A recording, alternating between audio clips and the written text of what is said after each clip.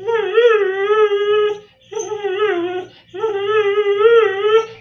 no! Tutulog si Papa Tiyo. Bakit naiyak? Oh no! Ha?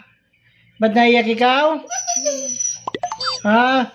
Buhay pa si Papa, iniiyakan mo na. Ha? Bakit? Ano? Bakit?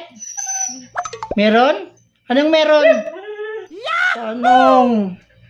Tanong ikaw. Para saan? Para saan? Cool. Okay. Anong subject? Ha? History. Magaling si Papa dyan. Sige. Ha, tanong mo. Ha? Ano tanong? Saan? Saan ano? Ha? Oh no! Binaril. Sino? Sino? Sino? Binaril? Oh Rizal? no!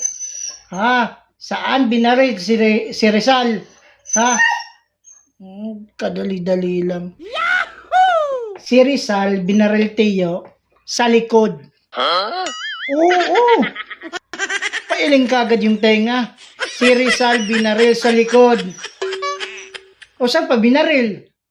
Yung tama naman niya sa likod. Tatanong-tanong ka, tapos hindi ka naniniwala. Oo nga. Ilagay mo dun sa assignment mo. Okay? Okay. Wala ka ng tanong? Meron. Ano pa? Ha? Ano pa tanong? Ano pa yung tanong ni Tiyo? Ha? Ano pa yung tanong? Kanino? Kanino ano? Ha? Paalam? Sino? Si Rizal. Kanino nagpaalam si Rizal? Di mo alam yun? Si Rizal nagpaalam kay Huling. Huh?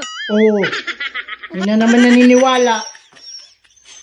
Ano ba sabi ni Rizal sa history?